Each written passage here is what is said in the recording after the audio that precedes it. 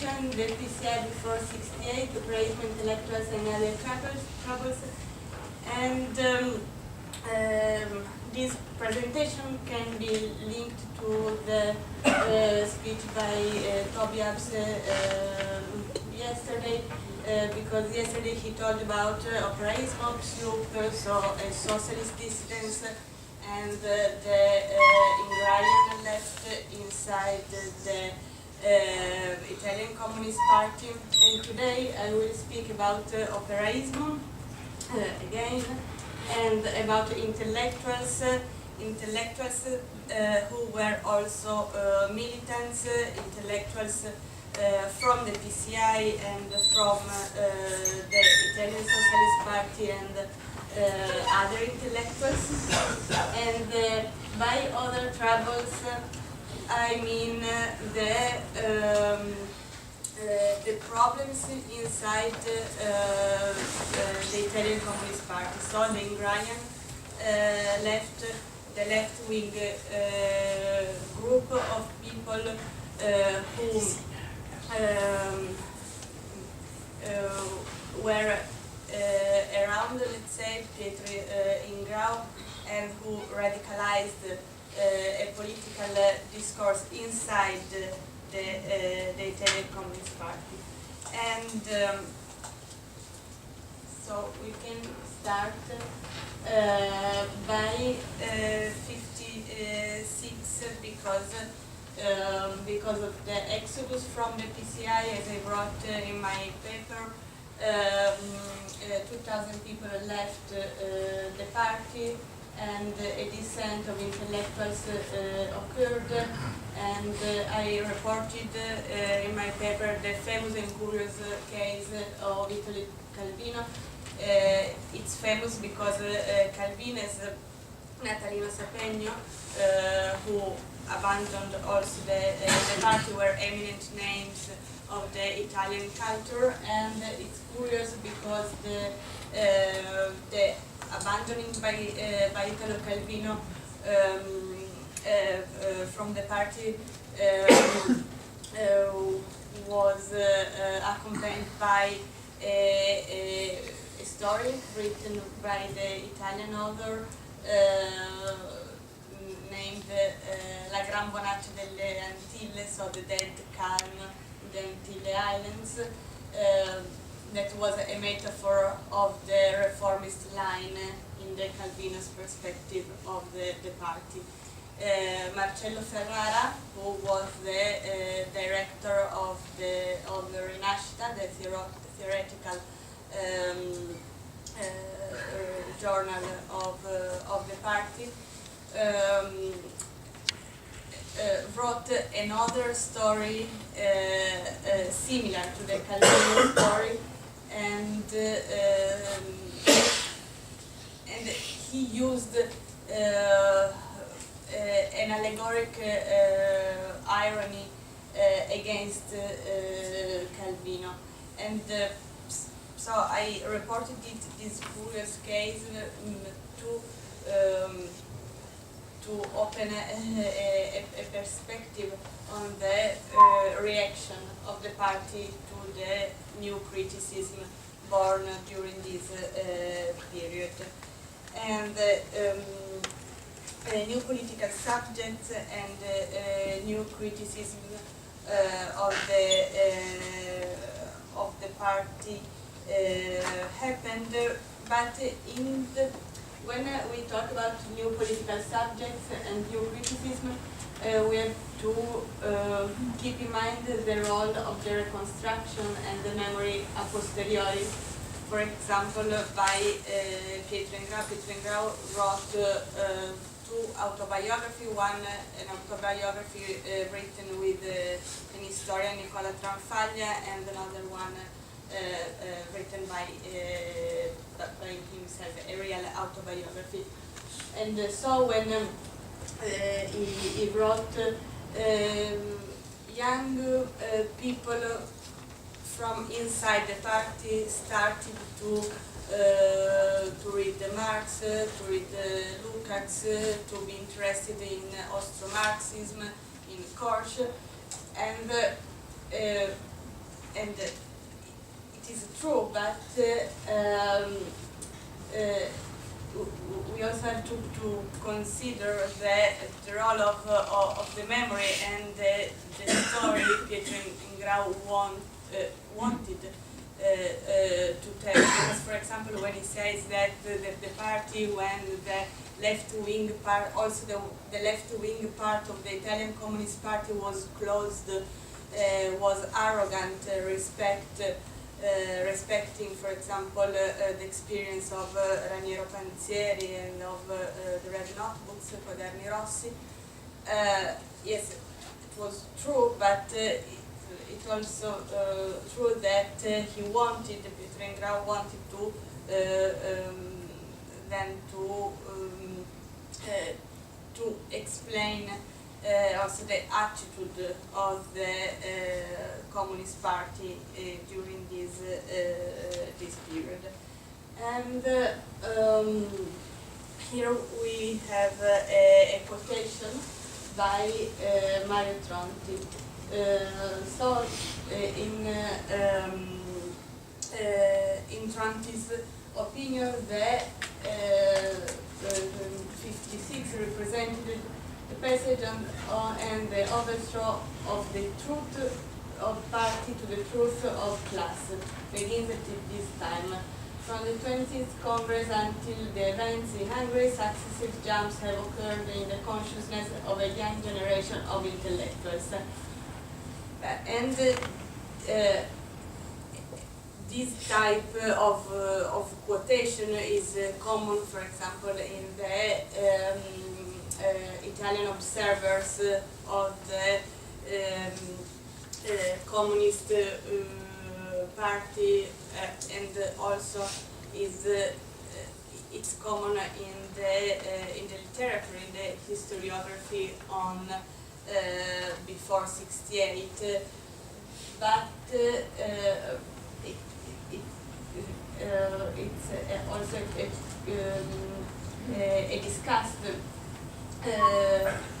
term. For example, if Mario Tronti underlined the epistemological rupture of 56, Toni Negri, another operaist and then leader of Autonomia Operaia, he strongly criticized the character of rupture of 66.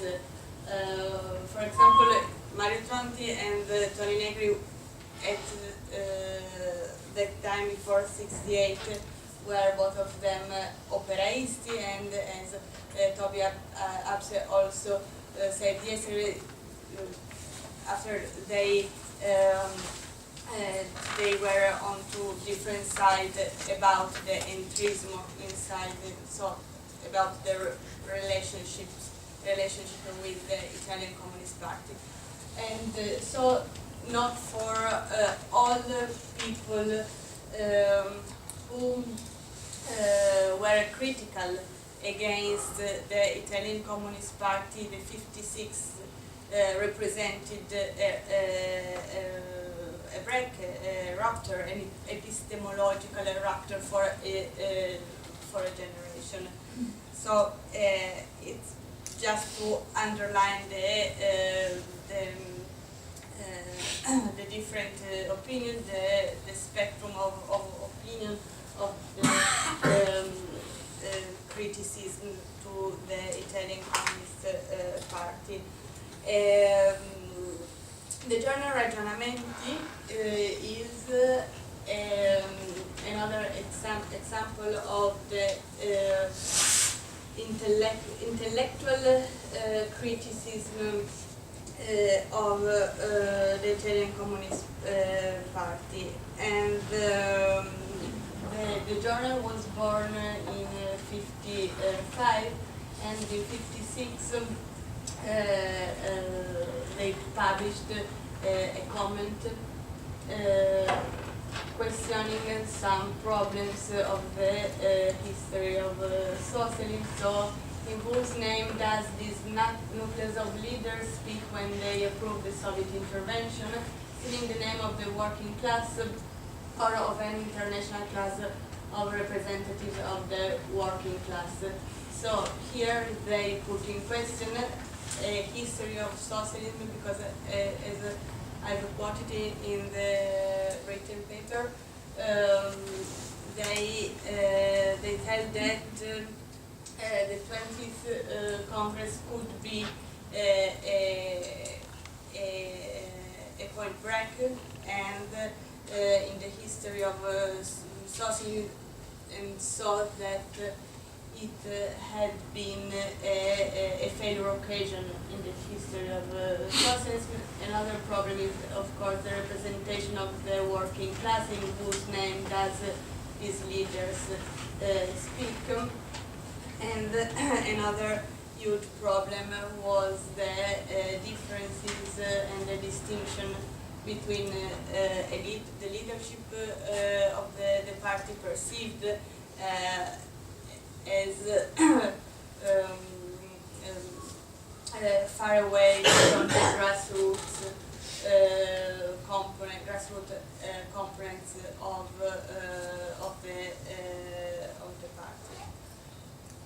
And of course, the leadership of the Italian Communist Party reacted to this new phenomena, and the journal Ragionamenti was accused of chaotic and eclectic mess, of annoying classicism, provincialism, and these intellectuals who also were militants, of course, they weren't just only intellectuals, were accused to be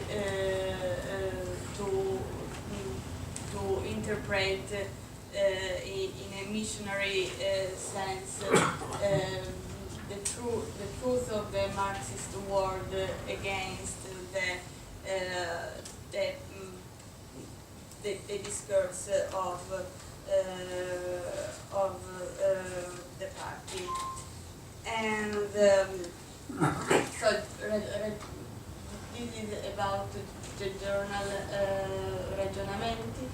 Another phenomenon, important phenomenon of these years before 68 is, of course, the journal Quaderni Rossi, the Red Notebooks, and the context is characterized by the revival of strikes and the conflictual circumstances after almost 89 years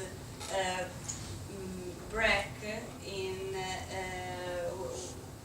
we remember the case of Fiat, and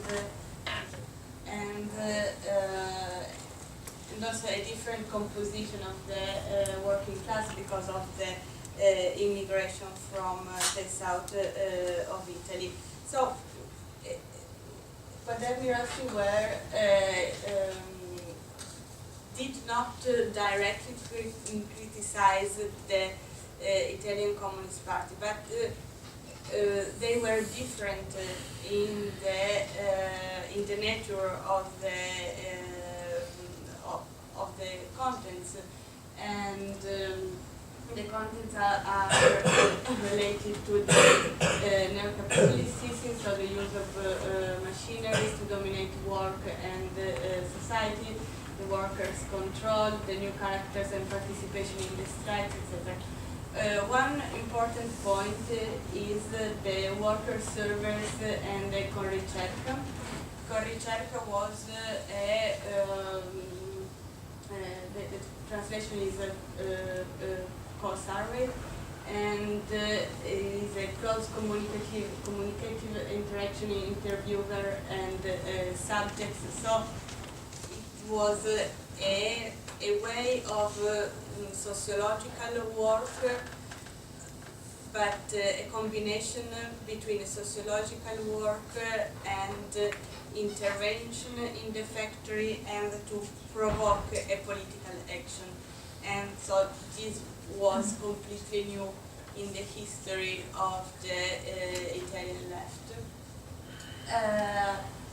but when in my paper, I tried to underline these aspects, so some problems, some news coming from outside the party, as ragionamenti, as the intellectuals, as Quaderni Rossi, but other episodes show us that there were two lines inside the party. I've chosen 3 episodes, maybe I can talk about 2 of them. So the Congress about the tendencies of Italian capitalism and the National Conference of Communist Workers. Because these 2 events are linked because 2 lines were emerging inside the party, and it was about the interpretation of a capitalistic phase. If for the right-wing component represented by Giorgio Amendola, the Italian situation was characterized by traditional late and the distortions of Italian development, and so they insisted on the wages, on the workers' wages, and of course on the unity among workers. For the left-wing components inside the party, represented, let's say, by Pietro Ingrana, and then Lucio Magri, Rossana Rossanda, Natoli, Castellina.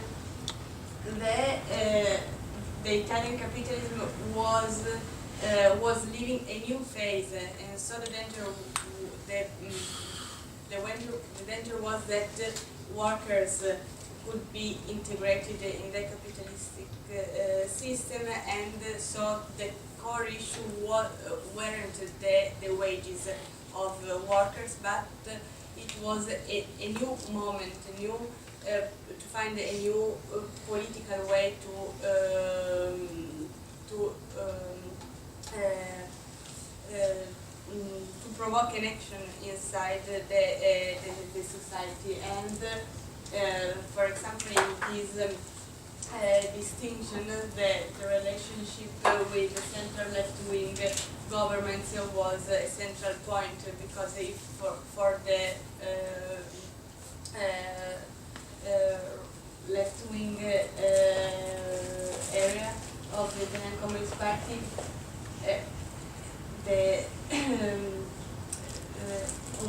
was urgent to not be compromised with the left-wing governments. For the right-wing governments, the central problem, the central question was the unity among the workers, and so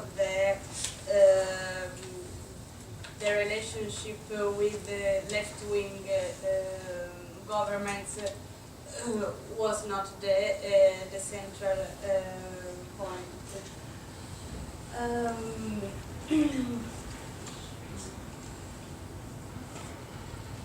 Yes, I would like to conclude showing some points to discuss. It's not a try to set up the discussion, but I'm really interested in this point, because in my paper I tried to show that the new left between 56 between and the before 68 is a complex word, because of the role of the intellectuals, because of the dissidents inside from the Italian Socialist Party, from the Italian Communist Party. But the fact that in the Italian Communist Party there were 2 lines invite us to consider that the party wasn't a monolithic structure, monolithic system, and if you read the debate inside the leadership of the Communist Party that are available at the party's archives. It's evident that there was a real discussion and a real confrontation between two lines. Then the transnational dimension of before 68, because I reported an episode in my paper, the relationship between the journal Ragionamenti, the Italian journal Ragionamenti, and the birth of the French journal Accoument. And so this is just an example of the transnational nature of before 68, because we and included me, for example, we used to speak about 68 as a global phenomenon, and sometimes we don't remember that world was connected also before 68. And yes, the story of traditional and new theoretical elaboration, for example, when Pietro Ingrao said that young people start to read the young Marx, the young Lukács, Porsche, Ostro-Marxism, is interesting, in my opinion, to see how these theoretical elaboration were born and developed themselves. The periodization is before I quoted Mario Tronti in my paper, and he, for example, he considers operaismo as the end of a period of history, not yes, the anticipation of the 68, but he is very critical to 68, the students' movement, and so he considers the operaismo as a closure of a period of time, and so, for example, for me, is an interesting question: is the before 68 a dawn of 68, or is it a closure of something else? And then the generational characters of militants born during the 30s, because, for example, they were, if these characters exist, I'm not convinced, but they had something in common. They were too young for having experienced the resistance and the Nazi fascist occupation in Italy, but they were too old then to be students during the revolt, during the university protest in 68. Great, thank you.